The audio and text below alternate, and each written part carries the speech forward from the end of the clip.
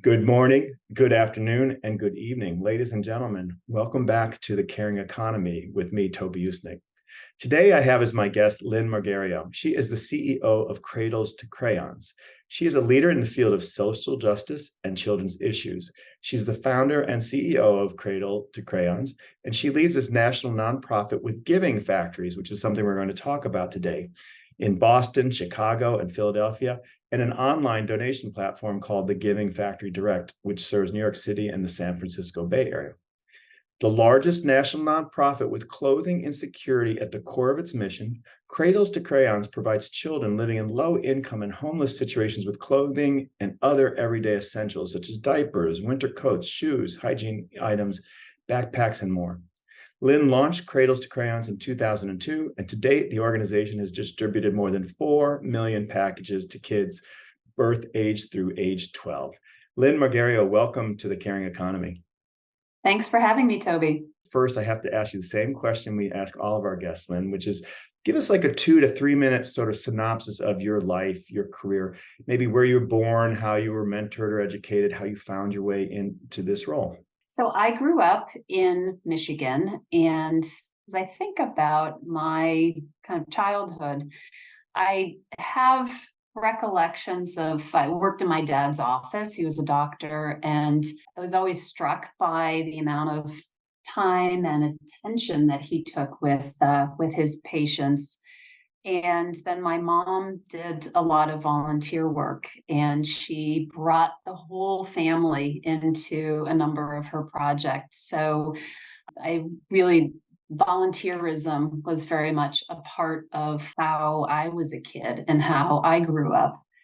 And my first job was consulting.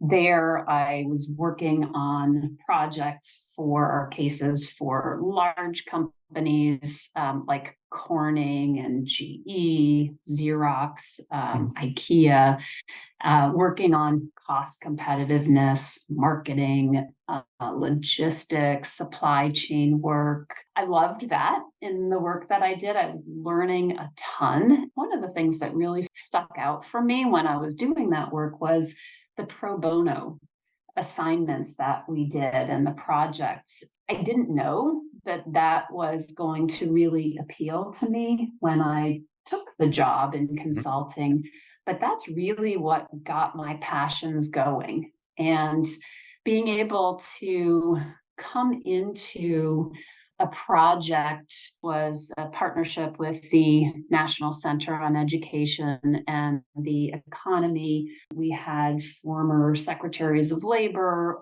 we had business leaders. And at the time, I was this researcher and I was helping with a bunch of the interviews. It really struck me how there is a real power in collaboration between corporations and what business people can bring to a societal issue.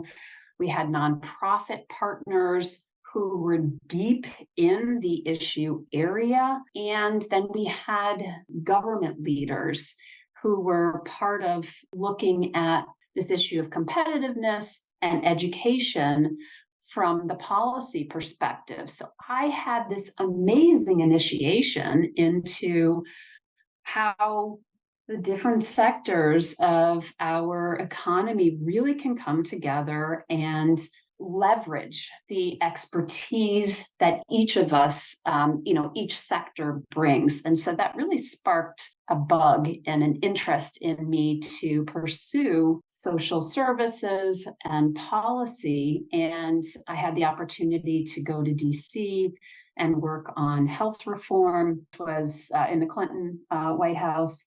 And that was an amazing education and an opportunity to be working really in a place where it has the potential to impact our entire society. And that particular initiative did not see the success that we had hoped. It did not pass universal health care in that time. What it meant for me, in retrospect, this real need to do something that was tangible, where I could see more immediacy in the impact that I was having. From the White House, I traveled, I did more consulting work, and then I had in the back of my mind, I want to get back to having an impact. I didn't know what that was going to look like.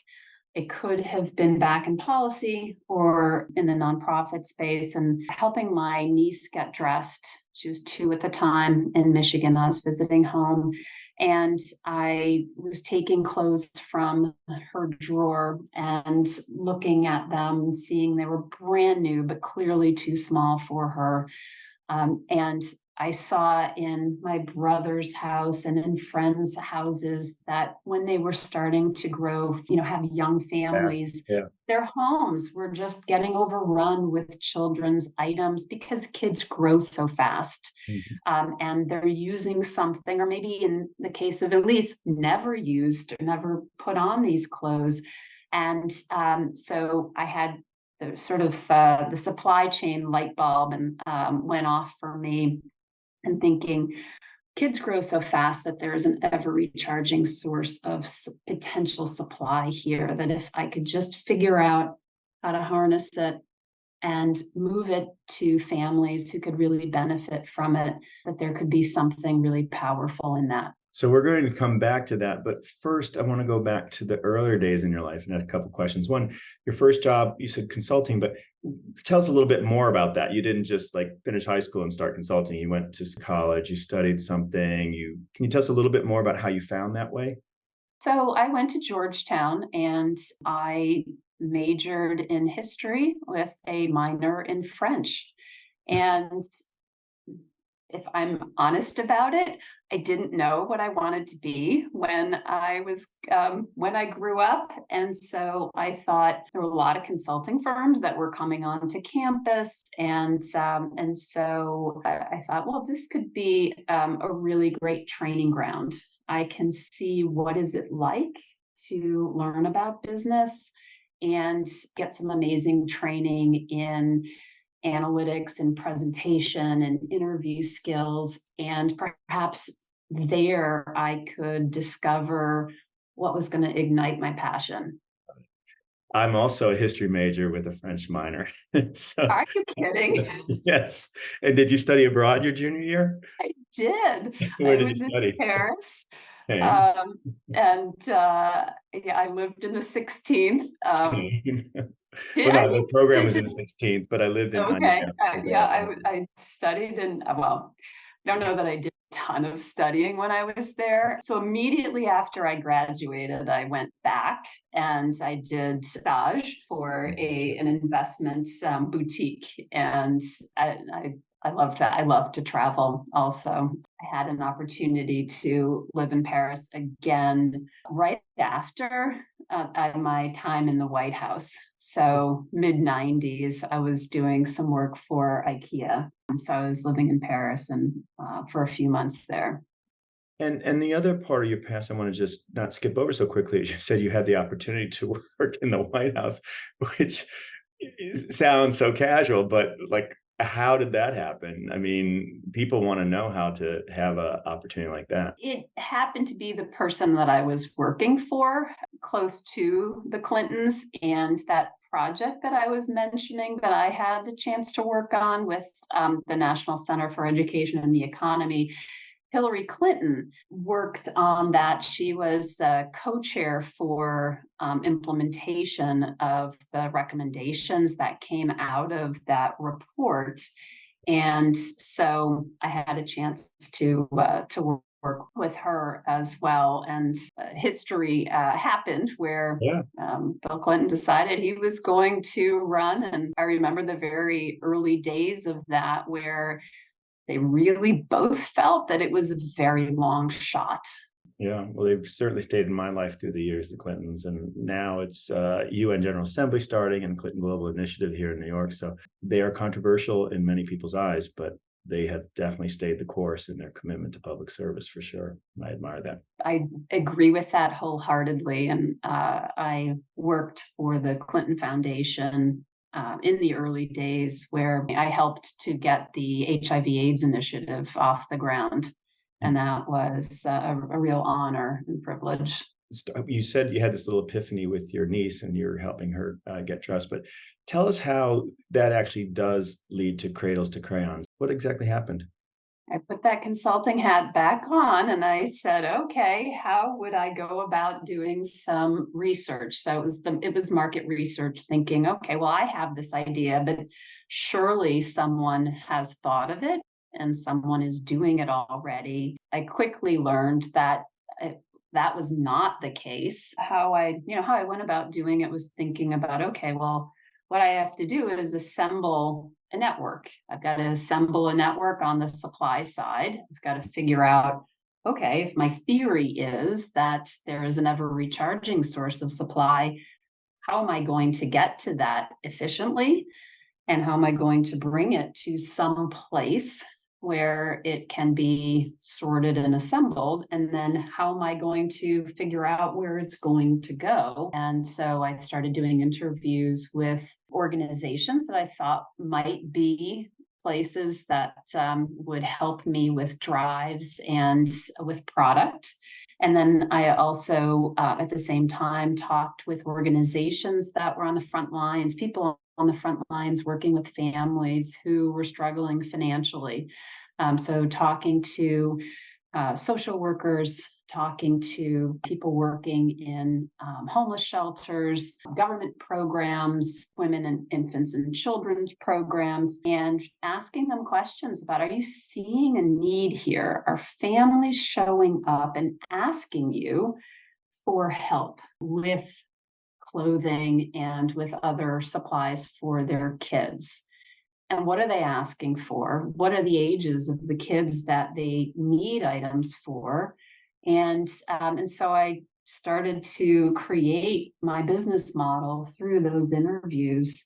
And one of the things that really stuck out for me when I was having those conversations was this sense of, you need to keep quality at the center of what you do here, because as that case manager or as that social worker, that nurse or that teacher who was having conversations or providing services to that child or caregiver or parent, were very clear in saying, we don't want to set an expectation, for getting something for your child, for a child that is going to be dashed because you're not reliable, or because the items that are being provided to that child are someone's discards and something that nobody would want to wear. From those conversations, we established a mantra that quality equals dignity. And that is something 21 years later, wherever you visit us, you will see on our walls, quality equals dignity. You will see, and we will talk about why it is so important that whether you're donating, a winter coat or a pair of shoes, a sweater, to Cradles to Crayons or to another organization, that really thinking about who is going to receive this item, and how are they going to feel when they get this item? Are they going to feel good? Is that going to put a smile on their face? Or, are they going to feel like someone cares? I love that. And I would say the inverse is true, right? Dignity equals quality as well. Ladies and gentlemen, again today on the Caring Economy, we have as our guest Lynn Margherio, and she's the CEO and founder of Cradles to Crayons since 2002. Lynn, I'm going to ask you a devil's advocate question here. We hear all these stories on sustainability about how this is a consumer culture we have, and people are over-consuming. And thank God you're offering a place for that overconsumption to go into a healthier, needs-based place. Maybe you're seeing with some of the suppliers, maybe you're helping them realize that they need to think a little bit more differently about what they're producing, the volume, and to whom or for whom. Is that any sort of lessons learned there? Are your suppliers raising questions or concerns? makes me think about a few different things. One, certainly fast fashion provides, in some cases, a lot more volume of items. But again, coming back to that question of quality equals dignity, can we actually repurpose or reuse that item? And oftentimes you're going to see holes in the knees if it's a pair of boys' pants. So there's a bit of a trade-off with the fast fashion coming through. Now there's a lot of competition for items that are going into bins out there in the community. And, some of those bins just go overseas. They are, they're not necessarily benefiting a child or family, in this community or in any of the communities where we are serving. And other models, we've got some large retailers who have partnerships with nonprofit organizations as their front end marketing engines. So they get they'll go out, maybe do pickups around the community, and then they'll bring those bags and boxes of donated clothing to a large for-profit company who pays them by the pound for the goods that are donated. So there's an increasing competition for this recycled stream. In Massachusetts, we have a textile ban that just came into effect. And so we're now seeing some schools and some public parks that are getting funds from recyclers who are getting some of that clothing donation stream. So it's a time of flux right now to really figure out how can we and other organizations that are focused on clothing and security be getting our message out there about the importance of ensuring that kids who are living in families that are struggling financially are benefiting from some of those bulk donations coming directly from, retailers or wholesalers.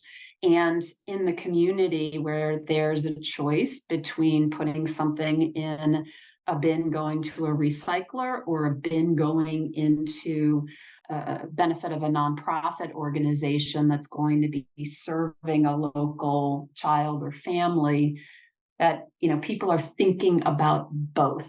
Like I say, we don't want people's junk. We're happy for that to go through the recycle stream. We want the high quality goods. And if people want to be involved or know more, how best to be in touch with you or with the organization?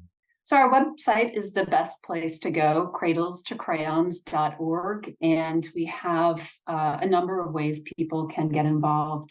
We've got volunteer shifts, both in person at our Giving Factory locations in Boston, Philadelphia, and Chicago. We have an online donation platform called Giving Factory Direct. So you can be anywhere in the country, and from the convenience of your home, you can tell us, I have clothing that is girls size 6, and we match you to a child who wears girls size 6 clothes. You'll get a shipping label from us, and your donations will go directly to a child who really needs that support. And then it's also a place where you can learn more about the very large need of clothing insecurity, which impacts 2 out of 5 kids across the United States, which translates to about 20 million children. And we're seeing even today's news about the number of children now is going below poverty again. So it's an extrapolation of this, right? It's food, it's clothing, it's bare necessities, really. It is, and every kid deserves to be a kid, and so they need their basic needs met. You sometimes don't even touch the clothing. You facilitate the connection between the donor and the recipient with a shipping label, and so that sounds like a very clean and efficient model. Is that a correct assumption? Yes. So during COVID, we found ourselves, like so many other people did, where our core business model was really impacted. If you visit one of our Giving Factory locations, it's an amazing place of community, and we'll have hundreds of volunteers in at any given time, volunteering side by side to sort, inspect, and package clothing and other donations. And of course, during COVID, we couldn't do that. And yet the need was there. And the need was, for some of the items, even larger than it had been before the pandemic. And so we took a step back and said, we never thought this could happen. And here we are living it. And so how can we take advantage and create a digital platform that will allow people to do this work, still maintaining that principle of quality equals dignity, so that we just bring our 20 years of knowledge about what is the need in the community. We bring our partnership and collaborative model, where we're partnering with schools, social service agencies, and government agencies who are working on the front lines. And so we just essentially create that connection to you in your home through the internet, to the child who needs the goods that you have. You can go out and buy them. You can have, if you've got kids in your household that are outgrowing things, you can offer that up too. And with the data, do you see trend lines when, for example, there's an earthquake or a natural disaster? Do you see an actual spike in need? What we see is that we have some of our unhoused families. We have families who are living in poverty or living in low income, who need our services, and they're part of our current communities. But we are seeing now truckload or busload after busload of individuals coming in from places that where they're carrying their belongings, and Right. that's all they have. When they show up, they need housing, they need diapers, which we also provide, they need clothing. We are very much part of that solution set with some of our other agency partners who are providing food and shelter and Mhm. trying to get those kids into schools. And so it really does take the proverbial village to welcome those Yeah. newcomers. So sometimes it's a natural disaster, and sometimes there are other forces at work. Or when benefits are cut, we see a spike again, because people who were covering expenses Yeah. for clothing or for food when the child's tax credit had been expanded, when that shrunk again, well, they have to fall back on organizations like ours. I wonder if there are any shout outs you want to give to either brands, philanthropists, corporations, elected officials who are, some of your best allies. We've had really amazing support from some companies that are present and very active in the locations where we have a Giving Factory, and now are helping us grow. Bank of America comes to mind, TJX, Blue Cross Blue Shield, Discover, NBC Universal, and Comcast, Bain and Company, Bain Capital. I know I'm going to Forget forget someone. so many important Yeah. companies and supporters. And we are just starting now on the advocacy front. So this is brand new. We're looking for champions. We've got some beginnings of support in Massachusetts and in Pennsylvania, which we're really excited about. And we're seeking to put clothing and security on the radar in Washington, D.C. And also at state capitals like Pennsylvania, or just starting at DC? Doing work, advocacy work on both sides, both that state and Right. also in Pennsylvania, in the Philadelphia area. And if you think of lifespan, is there a natural symmetry for you to be working with, say, Dress for Success, where you've got the youngest to 12-ish age, and then there's the teen years, but then what about early professional years? I'm excited. I'm seeing a vision for where do we want to take this? We are one organization, and um, this need is huge. 20 million kids across the United States. So what it is going to take is us coming together and creating a network and a space for organizations that care about clothing and security, who are focused on young ones like we are from birth to age 12.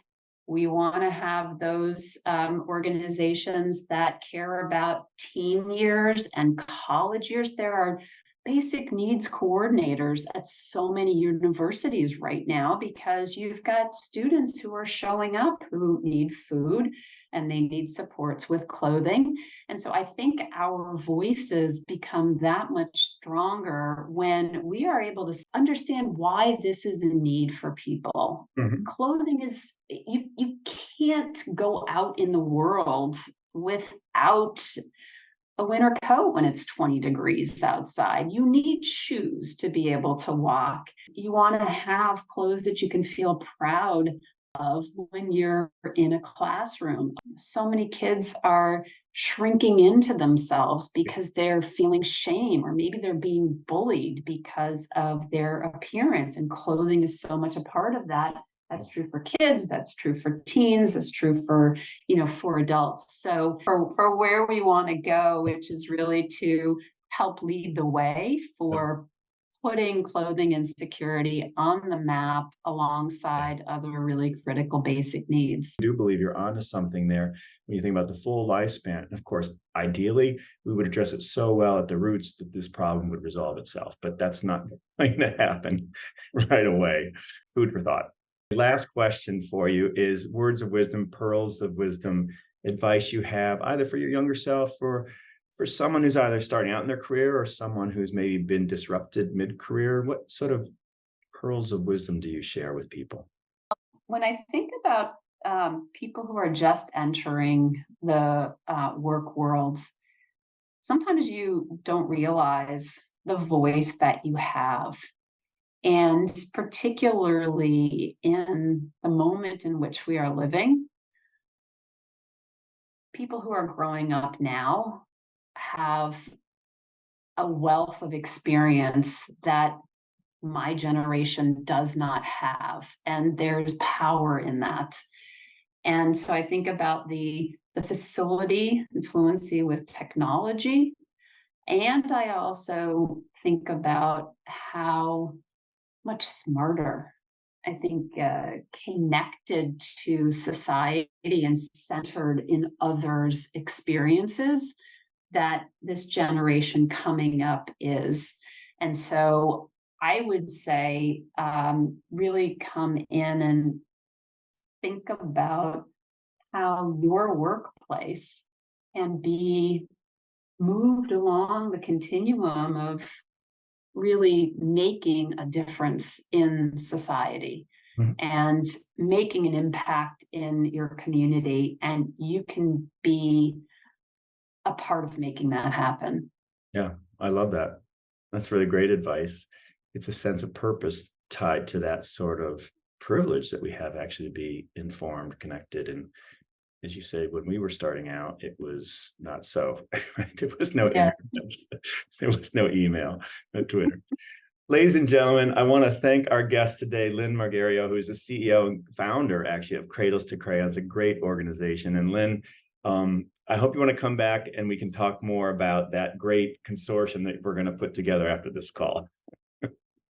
You can count me in, Toby. Thank you.